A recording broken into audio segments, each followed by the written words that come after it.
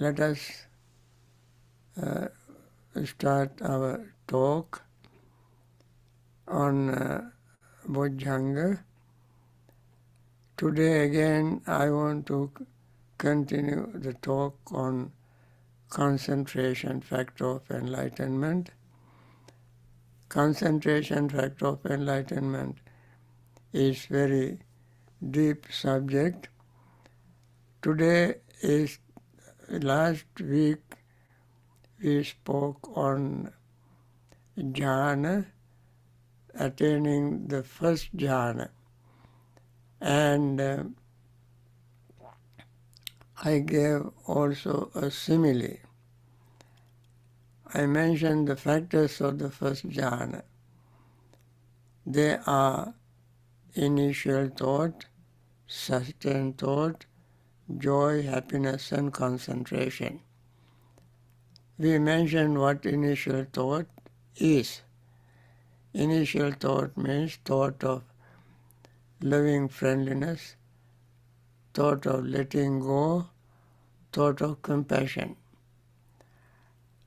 But although they are very wholesome, beneficial, malevolent, benevolent thoughts, when even they are a bother to our mind, when we stay on it, they keep coming back to our mind again and again.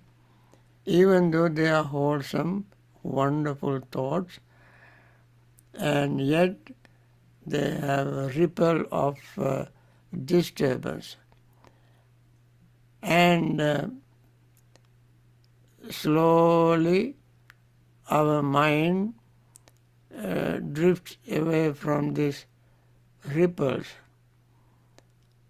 and mind naturally glides to the higher level of concentration. As you know, concentration is growing subtler and subtler and subtler.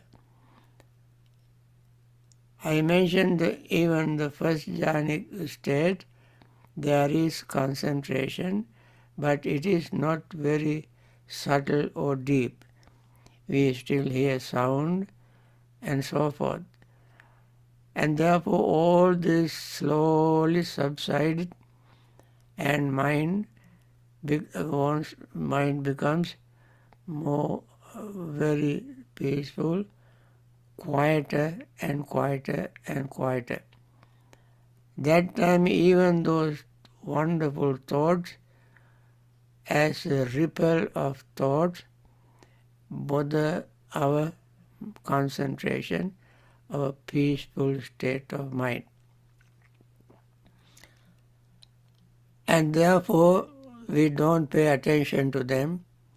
We don't pay attention to the letting go, metta and compassion. We rather keep mind focusing on pure, simple breath without words and thoughts. And that time mind, that state of mind compares to a lake where there is water and not outlet in the lake, outlet from the east, north, west, south. Nor there are any rain drops onto the lake, a pond, and it is very calm, peaceful pond or lake. In there may be lotus buds which are not come out of water. They are in the water. And then the entire lotus buds, stalks, all are filled, saturated with the cool water without any disturbance. Similarly, when the mind glides into the higher level of concentration, there are no even wholesome thoughts. That is what is called noble silence. You heard that the Buddha advised us bhikkhus or bhikkhunis, when they assemble in a assembly hall, they can observe one of the two things. They can practice one of the two things. One is having Dhamma discussion. Dhammiva katha. Dhammiva katha. Dhamma discussion. No gossip. No unwholesome discussions. If they don't have a topic to discuss Dhamma, then they can observe noble silence. Dhammiva katha aryovatunni bhavo. Noble silence. Generally people, when they remain quiet, we have seen people even put a label on their shirt for people to see that they observe noble silence. They think noble silence is just not talking. Just not talking. According to the Buddha's teaching, noble silence is the silence without thought. That is called aryovatunni bhavo. This very word is used in the second jhana. Aryovatun, arya tunni bhavana. That means noble silence. Noble silence literally arises only when one attains the second jhana. And second jhana is the real concentration, because there also is internal confidence, inner confidence, inner clarity, inner purity. And therefore, that is the time one can have real noble silence. Sometimes some monks, like Venerable Sariputta, spend in the second jhana in one posture, in one place, for the entire day, spending in that state, because that is very calming, soothing, peaceful mental state without the ripple of thought, initial thought, or sustained thought. Remember, whenever we talk about initial thought and sustained thought, the word thought there refers to three things: nekkamma, avyapada, avihimsa in Pali, letting go, metta, and compassion. These are wholesome, marvelous, wonderful thoughts, but even they create ripples, waves in the mind. that disturbs real, noble silence. Without that, they can stay in that state. It is in that state that the meditator who has attained that state, man or woman or monk or nun, no difference.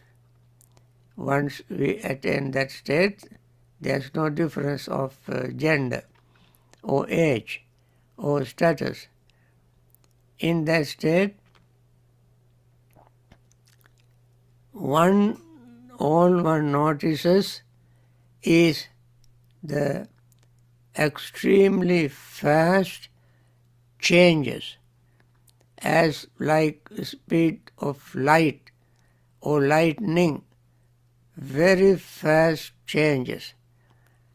So fast you cannot name them, you cannot label them, you cannot verbalize the change.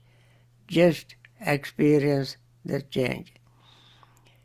Another thing we have to remember in this context is that normally we think the samadhi or concentration on the triple division of the Noble Eightfold Path, concentration as one of them. Sila, Samadhi, Panya. Morality, concentration and wisdom. But in some places like Sonadanda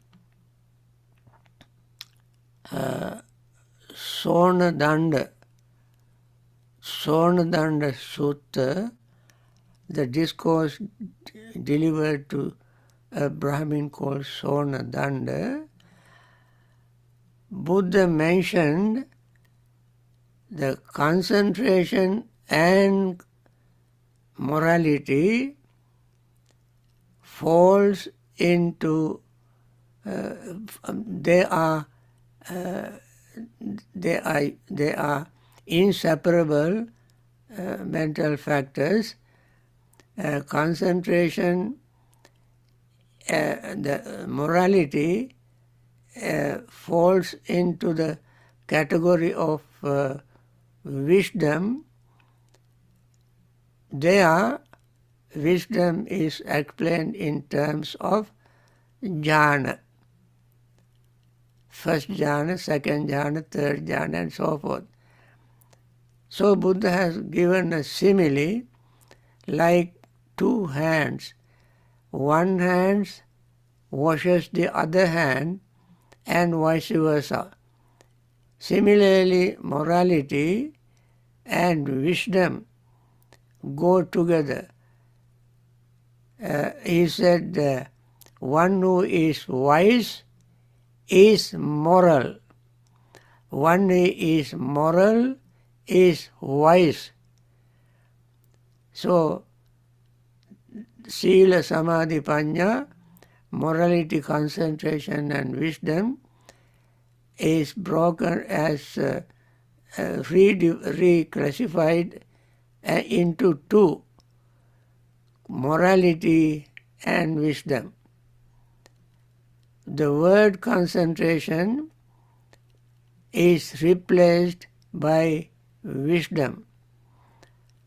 So, one has to be wise to have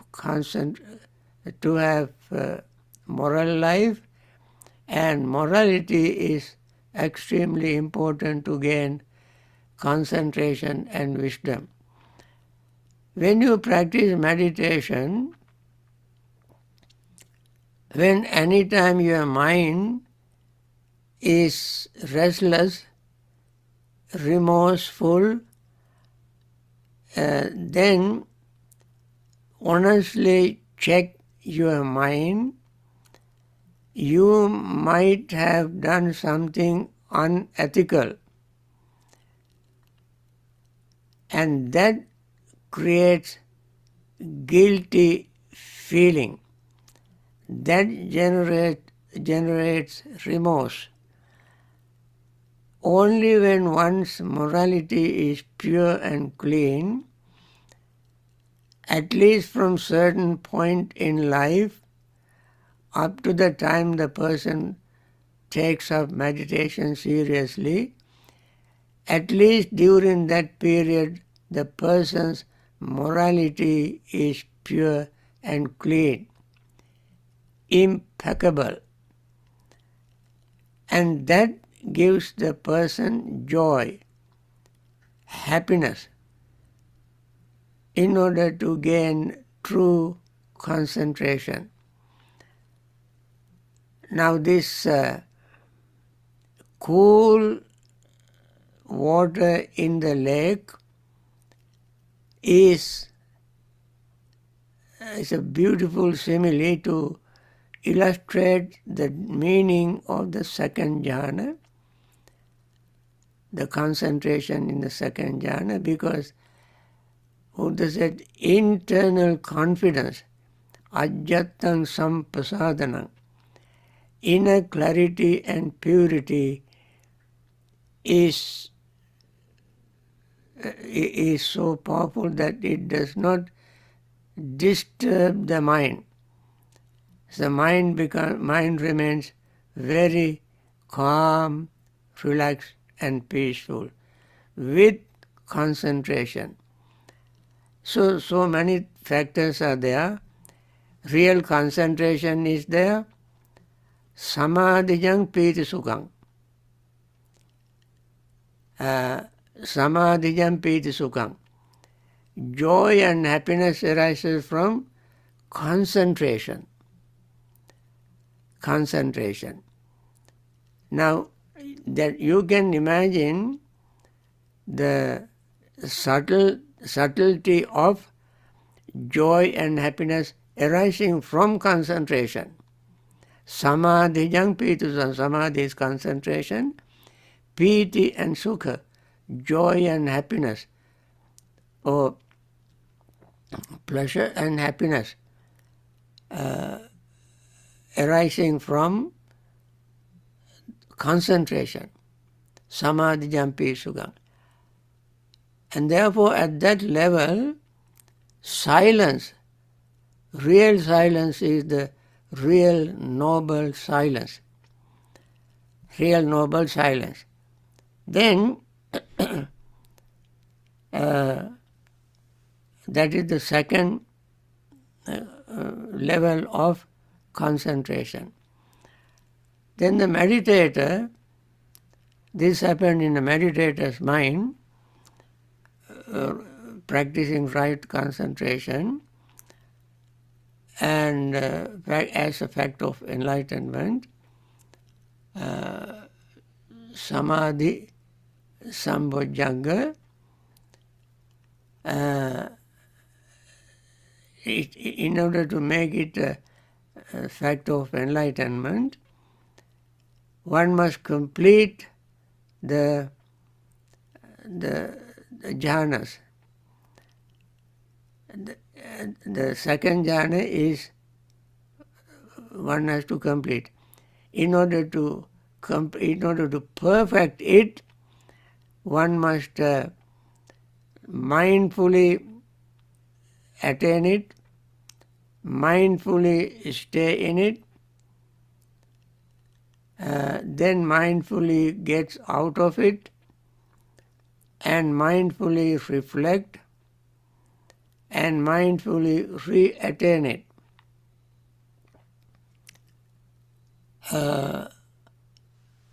That is called mastering the attainment. When the person repeats it again and again, then only one becomes master of that attainment.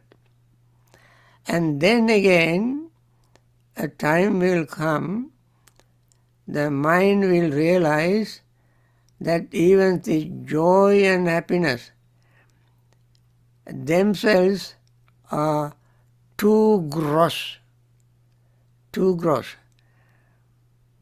and therefore one would lose interest in the second jhana which has joy and happiness. It is a matter of losing interest in it because the person realizes that there is a higher level of calm, peaceful, concentrated state of mind, even higher than that, subtler than this one, more profound and deep. As the person loses interest in the second jhana, then mind naturally glides into the third. You might have heard that sometimes some explanation is given in some places that you have to get out of this jhana and then attain the third jhana. That is not the way it really happens. What really happens is while you are in the second jhana, second level of concentration, which is far better than the first, your mind sees the ripples of joy and happiness as a bother, a trouble, and you lose interest in that. And then while you are in the same sitting, on the same cushion, same day, same time, the mind, as it loses interest in the second jhana, it naturally glides into the third level. Third level in this practice is higher in the fineness, higher in subtlety, higher in peace than the second one. Then you are not interested in joy and happiness, rather your mind becomes equanimous, balanced state, even state, not even joy and happiness there, but your mindfulness emerging, and equanimity is emerging. You can see the glimpse of equanimity and getting powerful mindfulness. You can see that. The deeper the mindfulness, clearer your awareness of impermanence. That is the beauty in right concentration. I emphasize this again and again because the Buddha, the Gautama, Bodhisattva, before attaining enlightenment, he had his teacher Alara, Kalama, Uddaka, Ramaputta. They also had attained this jhanic status, jhanic state. They went attain even what is called Santa Vimukha. We call immaterial attainment. In Pali they are called peaceful liberation, Santa Vimukha. And these teachers had attained this Santa Vimukha state. Neither perception nor non-perception is the highest of that Santa, peaceful liberation. Siddhartha Gautama Bodhisattva saw this, that they have attained the highest level of peaceful liberation. When he went to them and asked them whether they have anything higher than that, they said there is nothing higher than that. In their training, that was the highest. I mentioned many times, Gautama Bodhisattva was a genius. Even in that higher peaceful liberation, he saw even that is not the end. Why is that? These, his teachers, Alara and Uddaka, had not attained full liberation, had not attained full enlightenment, because Bodhisattva himself practiced it. As soon as he learned from them, he practiced it and immediately he attained the highest level of peaceful liberation as his teachers. And when he went to the teachers put him on the same pedestal. And they said, you know what we know what you know. Therefore, you and I are equal. You stay with us. Take some of our students and teach. That is how the teachers invited the students to share their teaching. Siddhartha Gautama Bodhisattva said, thank you very much. I have to go. This is not the end. He did not tell them that you are deluded, but he did not tell that they have saddha, sila, sati, samadhi, panya. They had faith, morality, concentration, samadhi, concentration and wisdom. Sila, samadhi,